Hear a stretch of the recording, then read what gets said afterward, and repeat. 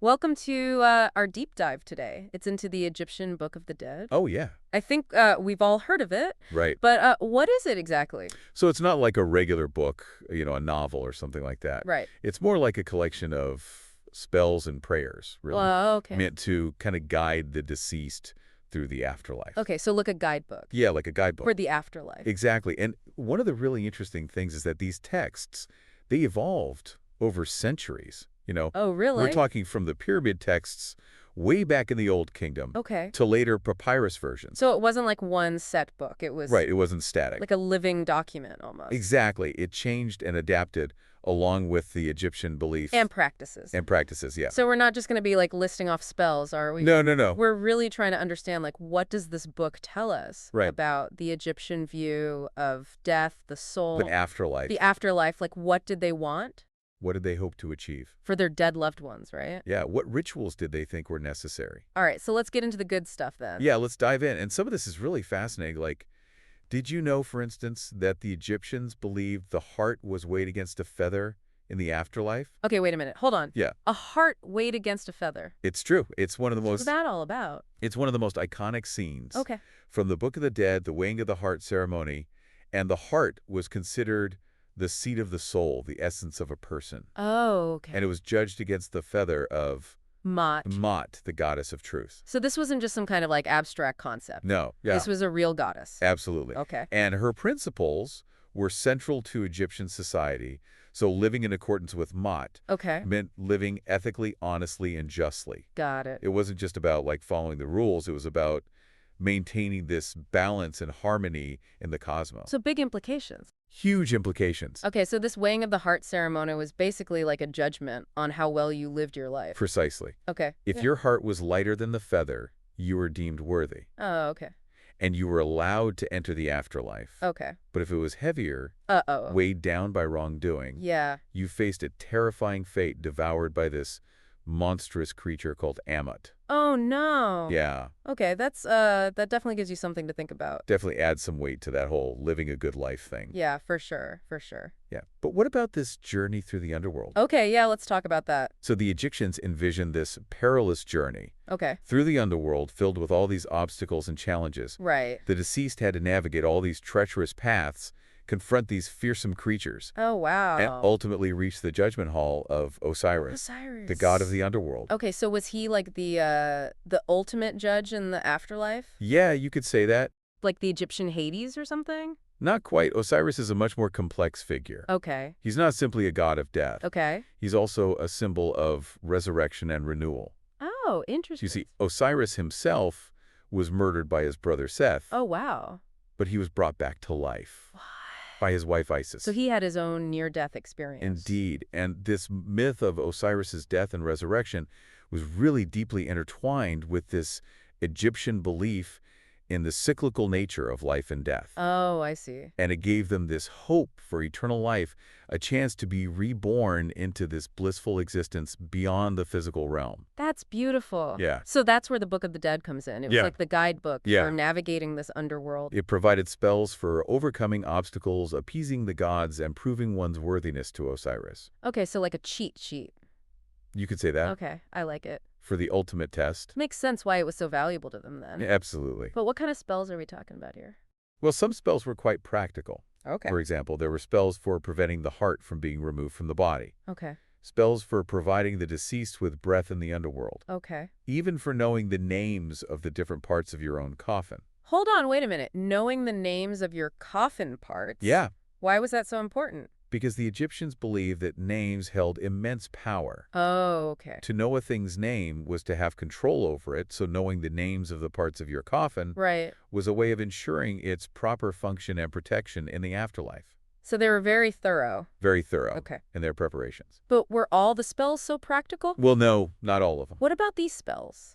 Some of them were a little more interesting. For transforming into animals? Ah, yes, those are some of the most intriguing spells in the book. Okay. They reflect the Egyptian belief in this kind of fluidity of identity, Oh. this ability to transcend earthly limitations and assume different forms. So what kind of transformations are we talking about here? Well, they could transform into hawks to soar to the heavens, Wow. crocodiles to navigate the waters of the underworld, Okay. or even powerful gods like Horus to overcome obstacles and enemies. Oh, wow. And these spells gave them a sense of agency and control in a realm that was inherently unpredictable and often frightening. Yeah, I can see that. Yeah, It's like having an afterlife toolkit. right. Like, okay, I might need For this. any situation you might encounter. I might need that. I'll pack that one too. Yeah, exactly. But I'm curious, did they believe that these spells could only be used in the afterlife? That's a great question. Or could they influence events in this life? That speaks to this complex relationship between the living and the dead Yeah. in Egyptian society. It all seems very intertwined. And while the primary focus was on the afterlife, Right. there's evidence to suggest that they believed these spells could have an impact on the living as well. So, like, what kind of spells are we talking about? For example, there were spells for protecting the deceased tomb from robbers, Okay, yeah, very practical. for ensuring the continued prosperity of their descendants, Okay. even for seeking guidance from deceased loved ones. Oh, wow. So that line between this world and the next was often quite blurred. Yeah, that makes sense. Yeah, Okay, so let's get back to the Book of the Dead itself. You Okay. mentioned that it evolved over time. it did. What are some of the key differences between the earlier versions and the later ones? Well, the earliest versions, known as the pyramid texts, Okay. were found inscribed on the walls of royal tombs from the Old Kingdom. Okay. They were highly exclusive, reserved for the pharaoh and a select few. Right. And these texts were more concerned with ensuring the king's successful ascension to the heavens and his continued rule in the afterlife. Oh, so it's like afterlife power play. In a way, yes. Like, I'm the pharaoh here, and I'm going to be the pharaoh in the afterlife, too. But remember, the pharaoh was not just a king. He was seen as this divine intermediary Right. between the gods and humans. Right. And his successful transition to the afterlife was crucial for maintaining that cosmic order Got it. and ensuring the continued prosperity of Egypt. So even in death, he had a job to do. Exactly. But as time went on, these spells became more accessible They did. to those beyond the royal court. Right. So by the time we get to the later papyrus versions of the Book of the Dead from the New Kingdom onwards, these spells were being commissioned by wealthy individuals, not just royalty. Okay. And the focus shifted somewhat, with more emphasis on the individual's journey through the underworld and the judgment of their heart. So it's fascinating to see how that evolved over time, right? Absolutely. It reflects the changing social and religious landscape of ancient Egypt. Right. And speaking of access, you mentioned a shorter version called the Book of Breathings. Yes. What can you tell us about that? The Book of Breathings is a compelling example of how the Egyptians continued to adapt their beliefs and practices. Okay.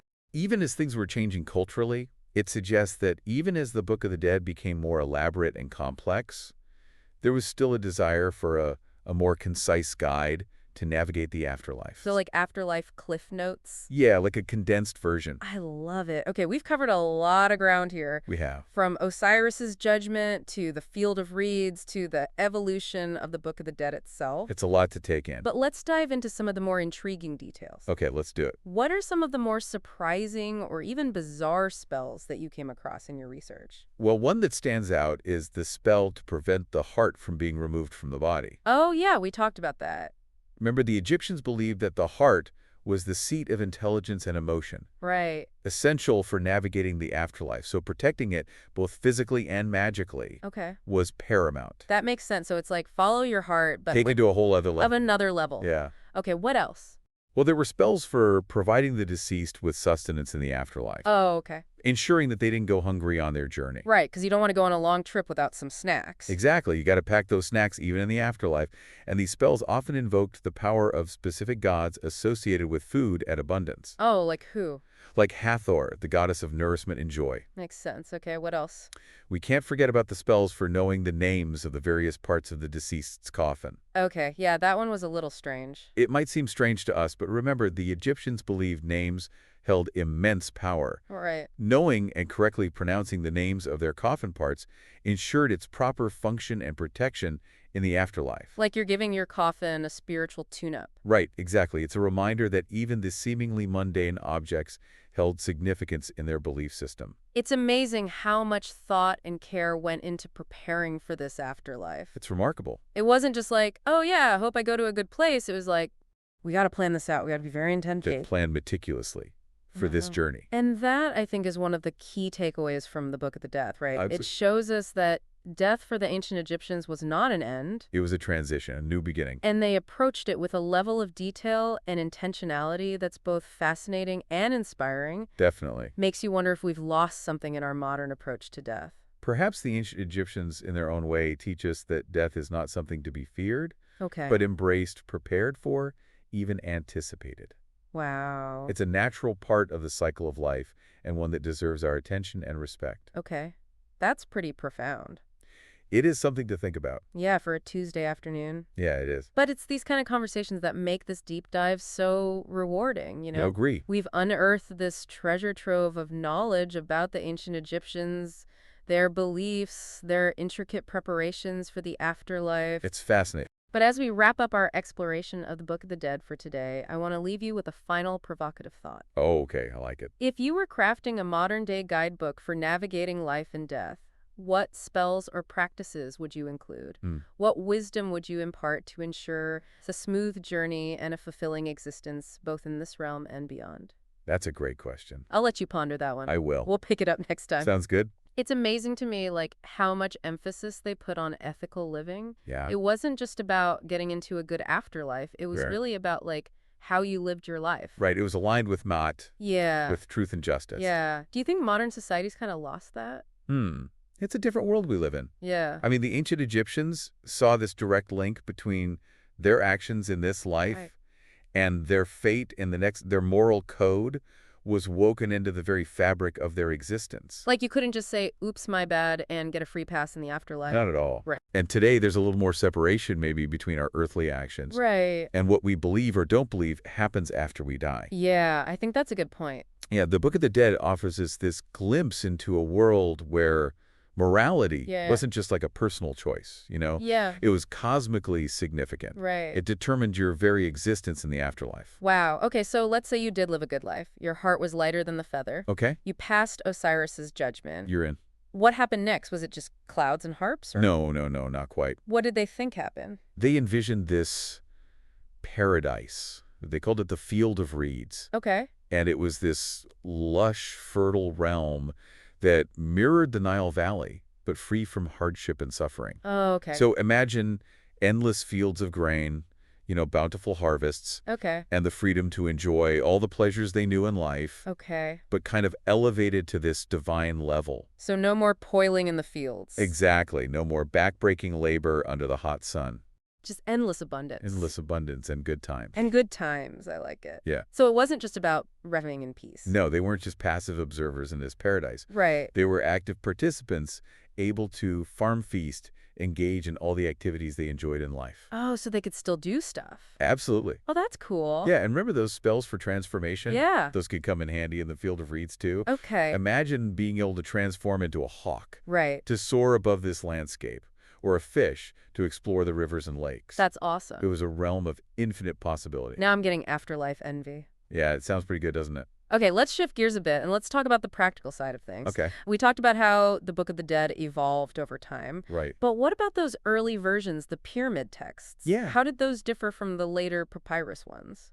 The pyramid texts found inscribed on the walls of royal tombs from the Old Kingdom, those were essentially the earliest iterations of the Book of the Dead, Okay. and they were much more exclusive, Okay. reserved for the pharaoh and a select few. Right. These texts were concerned with ensuring the king's successful ascension to the heavens Okay. and his continued rule in the afterlife. So afterlife power play. In a way, yes, but remember, the pharaoh wasn't just a king. Right. He was seen as this divine intermediary Right. between the gods and humans.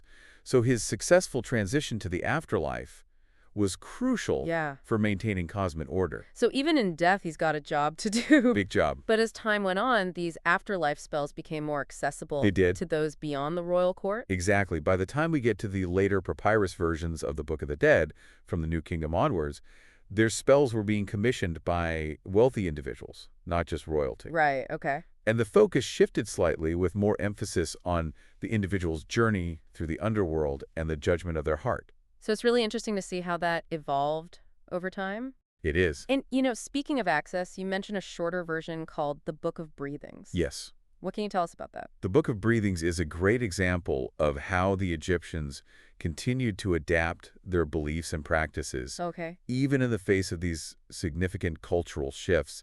And it suggests that even as the Book of the Dead became more elaborate and complex, there was still this desire for a more concise guide to navigating the afterlife. So like Afterlife Cliff Notes. Exactly, like a Yeah. condensed version. I love it. Yeah. Okay, we've covered a lot of ground here. We have. From Osiris's judgment to the Field of Reeds to the evolution of the Book of the Dead itself. There's a lot to take in. But let's dive into some of the more intriguing details. Okay, let's do it. What were some of the more surprising or even bizarre spells that you came across in your research? Well, one that stands out is the spell to prevent the heart from being removed from the body. Oh, yeah. Remember, the Egyptians believed that the heart was the seat of intelligence and emotion, essential for navigating the afterlife, so protecting it both physically and magically was paramount. Makes sense, follow your heart, but like... Take it literally. Yeah, take it literally. Okay, what else? Well, there were spells for providing the deceased with sustenance in the afterlife, Okay. ensuring they didn't go hungry on their journey. Right, you don't want to go on a long trip without snacks. Exactly. Got to pack those snacks even for the afterlife. Even in the afterlife.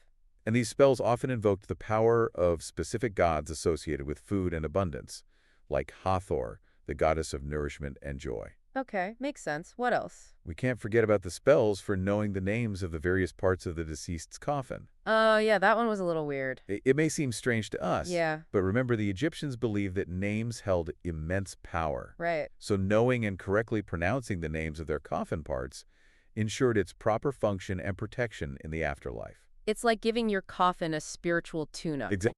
Okay, so it's just amazing how much thought and care went into this preparation. It's remarkable. For the afterlife, it wasn't just a vague hope. No, it was this meticulously planned journey. Yeah. And that, I think, is one of the key takeaways from the Book of the Dead. Okay. It shows us that death for the ancient Egyptians was not an end, but a transition, a new beginning. Yeah. And they approached it with this level of detail and intentionality that I think is both fascinating and inspiring. I think so too. Yeah. Makes you wonder if we've lost something in our modern approach to death. Perhaps the ancient Egyptians, in their own way, teach us that death is not something to be feared, but embraced, prepared for. Wow. Even anticipated, it's a natural part of the cycle of life. Right. And one that deserves our attention and respect. Okay. That's a pretty profound thought. It is. But it's these kind of conversations, I agree. that make this deep dive so rewarding. We've unearthed this treasure trove of knowledge about the ancient Egyptians, their beliefs, their intricate preparations for the afterlife. It is fascinating stuff. But as we wrap up our exploration of the Book of the Dead, I want to leave you with a final provocative thought. Okay, shoot. If you were crafting a modern-day guidebooks for navigating life and death, Yeah. what spells or practices would you include? What wisdom would you impart to ensure a smooth journey and a fulfilling existence both in this realm and beyond? Wow, that's a really good question. It is a good one, right? Yeah, I'm going to have to think about that one. Yeah, me too. Let's pick it up next time. All right, sounds good. Yeah, that is a good one. What would those spells be for a modern guidebook? For life and death. Yeah. That's interesting, right? Yeah. Because their specific beliefs might seem really far away to us, Right. But I think they were dealing with some very human concern. Right. There were still people. Exactly. Yeah. And I think that emphasis on ethical living, that's a really good place to start. Yeah. Acting with justice and compassion, Yeah. those are spells with power in any era. It's like that saying, character is what you do when no one's watching. Right. But they believed someone was always watching. Exactly. Those cosmic scales were always at the ready. Right. Always keeping track. Yeah. But beyond that specific judgment scene, I think the Book of the Dead really encourages this self-awareness. Oh, okay. All those spells for knowing the names of things, understanding your own coffin. Right. It's like they believe that true knowledge, even of kind of uncomfortable truths, Yeah. could help you navigate the afterlife. So our modern guidebook would have some self-help elements in it, like a spell for facing the fear, or maybe like a charm against procrastination. Right. But I think on like a deeper level, Yeah. the Egyptians remind us that life and death are intertwined. Yeah. They didn't see death as this complete end, Right. but like a transition. Yeah, a doorway. Yeah, so maybe our guidebook would have spells for appreciating the beauty in life, Yeah. finding joy in like the present moment, Okay. building connections that transcend the physical world. So it's not just about preparing for death. No. It's about living fully now. Exactly. Knowing that how we live kind of shapes what comes next. You got it. Yeah, I love that. And remember, their afterlife wasn't just sitting on clouds. Right. The Field of Reeds was active. They were doing things. Yeah, they could farm, they could feast, they could create. Yeah, that's cool. So maybe our modern spells would involve cultivating our passions and skills, Yeah. things that bring us joy, things we could carry with us in some form no matter what. Okay, that's really inspiring. It is something to think about. So our guidebook isn't about escaping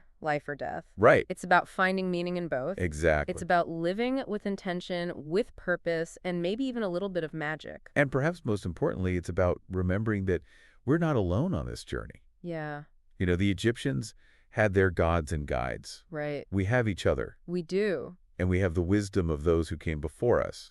That's beautiful. I love that. So as we wrap up our deep dive into the Book of the Dead, Yeah. we leave you with this challenge, dear listener. Okay. What spells would you write in your own guidebook for life and death? What wisdom would you pass on? What wisdom would you pass on? Keep exploring, keep questioning, and remember, even though the journey may seem daunting at times, there's always a light to guide your way. Until next time, happy exploring.